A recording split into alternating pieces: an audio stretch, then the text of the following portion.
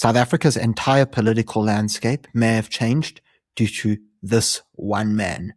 Let's get into it.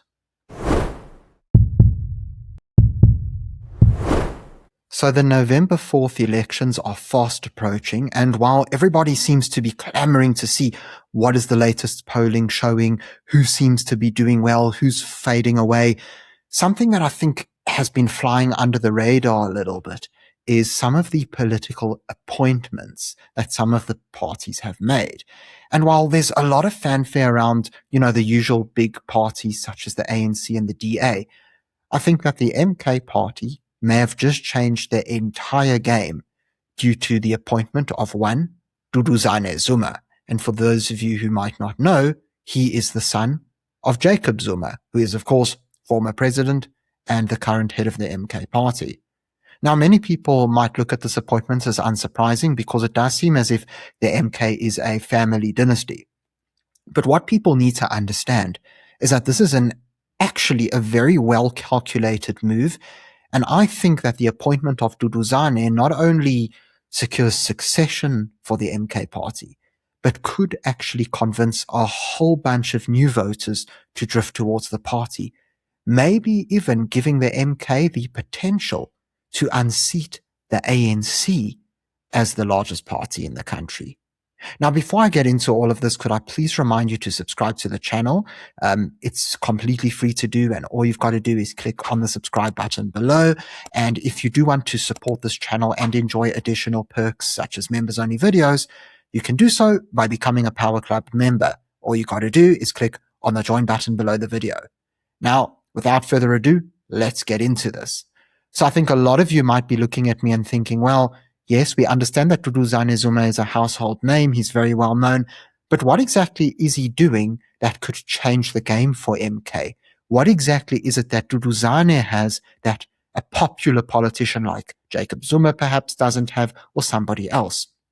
And the answer, in my view, was actually revealed at the recent BizNews conference. So this is not a reaction video. We're not actually going to be watching the conference because ultimately what Duduzane Zuma really did is he said what the people wanted to hear, right? Speaking about how he's going to be pro-business and MK has all these exciting plans and they're going to fix eThekwini, Durban, and they're going to then move on to other places. There's no real need for us to jump into all of that. But what is very interesting to me is how, firstly, unlike other EFF or MK or ANC, like sort of politicians, Duduzane was invited to BizNews because there is a sort of interest around who he is and his history. Whether people like him or not, the thing that sets him apart from a lot of other of these sorts of MK-style party members is that he's very well-spoken, he dresses well, he speaks well, he appears very corporate-like in his presentation.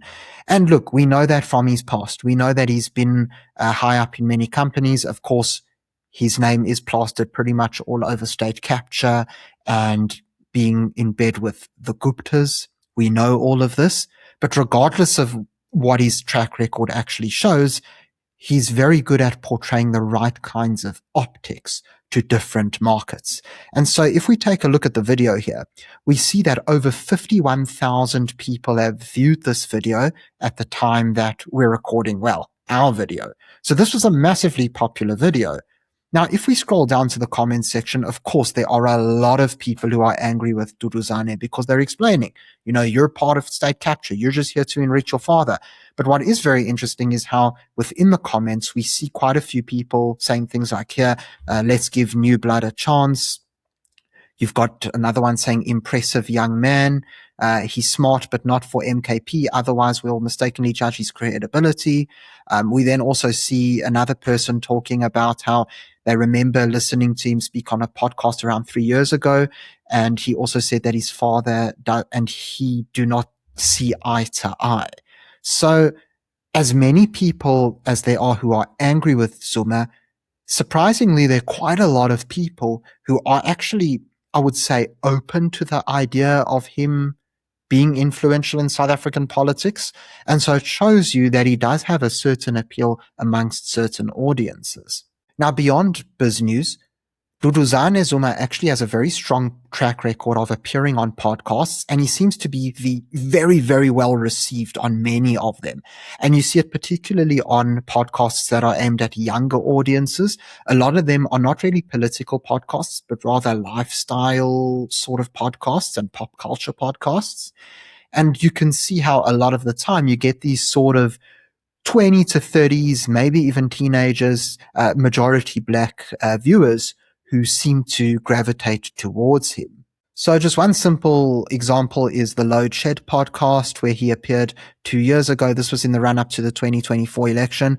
Just to provide a little bit of context there, he decided to launch a party called the All Game Changers Party, although the IEC actually rejected their registration. So they were ineligible to run for the 2024 election. But here, this one specific video stacked up over 128,000 views. If we take a look at the comments here, they're very complimentary towards him. You know, Duduzane Zuma is actually very humbled and well-mannered. I really enjoy listening to him. I think you stand a chance to lead the next generation. We're not in the business of explaining. It's not what we do. We're in the business of getting things done. My president, Duduzane Zuma, and my principal, Winston Innes. Winston Innes is one of his business partners and seems to kind of be his right-hand man. Here's another one that says, a very polite and intelligent man, one of most humble and wise guys. So ultimately, you see a lot of fanfare for Duduzane. Now, let's skip over to this specific MacG podcast. That's probably one of, if not the most popular podcasts in South Africa. Also stacks up over 183,000 views. We then have this one from Penwell the Black Pen. And here we see how this specific podcast had over 437,000 views.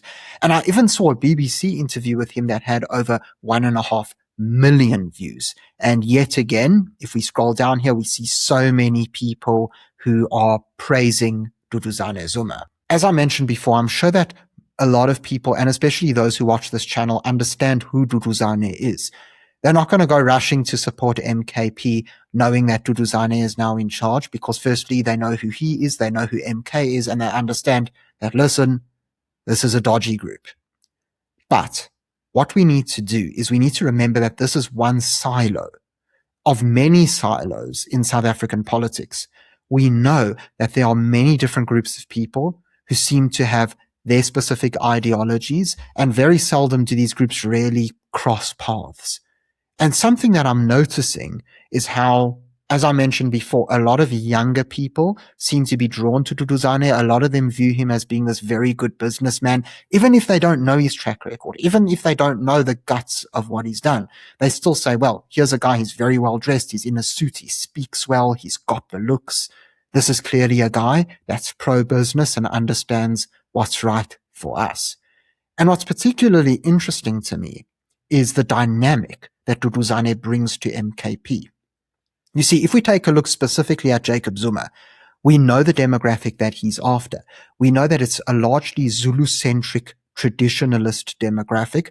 That's why MKP did so well in the 2024 election, specifically in Zulu areas, such as KZN, yes, but also parts of Johannesburg and the southern region of Mpumalanga.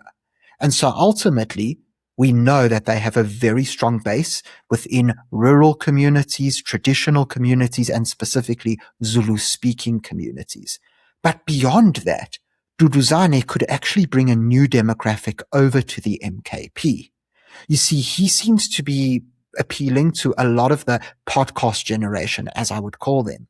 You know, your sort of 20 to 30 somethings, some of them even being teenagers, a lot of your sort of young black people, you know, aspirant business people, the type of people who maybe live in the urban areas or the urban periphery, or perhaps came from rural areas. So they grew up in very Zulu traditionalist households, but they ended up moving to places like Joburg or eThekwini, Durban, because of work opportunities.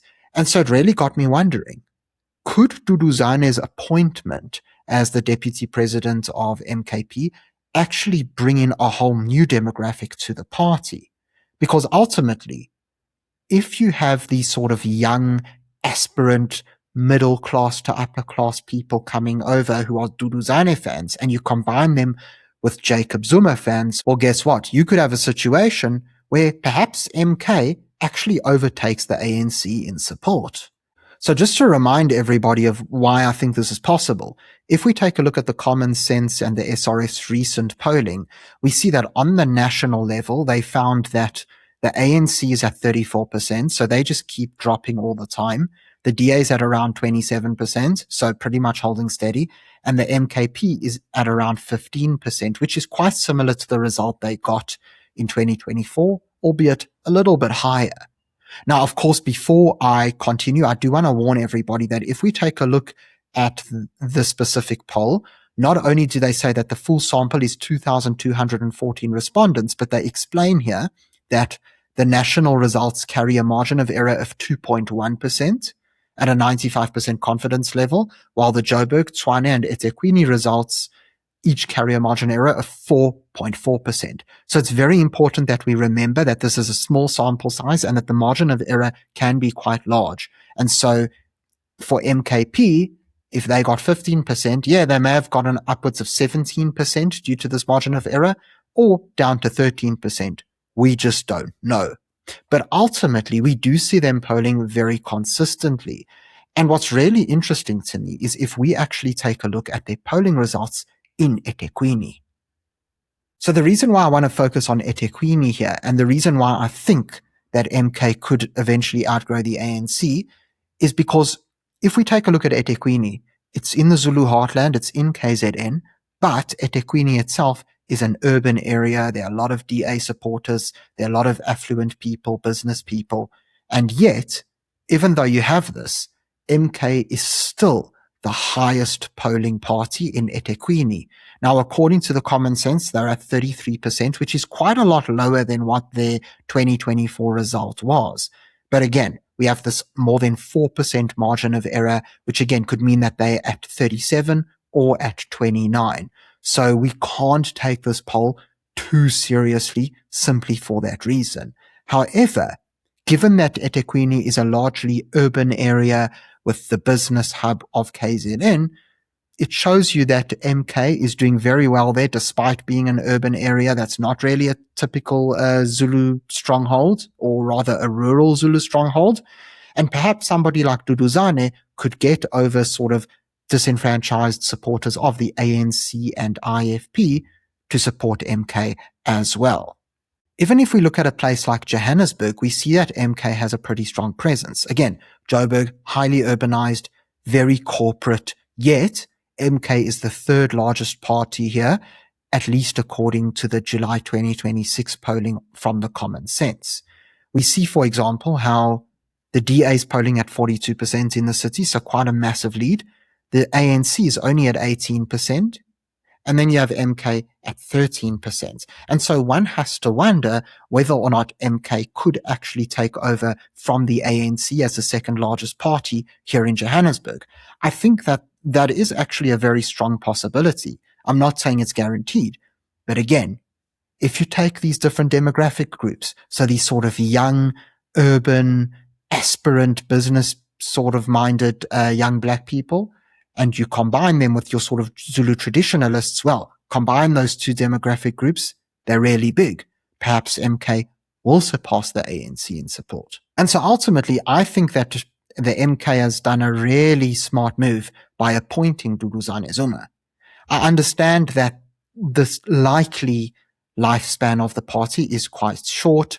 We know that it is sort of just a Zuma family business, and perhaps Duduzane doesn't resonate with people and they decide not to support the party due to him. And perhaps the day that Jacob Zuma's political career is at an end, the party's support falls away, regardless of what Duduzane does. Again, as I mentioned, that is definitely a possibility. And I'm not saying that MK is definitely going to surge in support either. All that I am pointing out is that they've done a really smart move by bringing in somebody who, whether you like him or not, he is well-spoken, he's intelligent. That entire BizNews conference address, he didn't even use a script. He just spoke straight off the cuff, whereas a lot of other speakers were relying heavily on a script word for word. it does show you something about his charisma and his public speaking ability. And so I'm very curious to see whether or not he will have an effect on the party's support. Thank you very much for tuning into this video. If you enjoyed it, please remember to subscribe to the channel for more content. Until next time, I'm Matthew Cohen, and this is the Power Pod.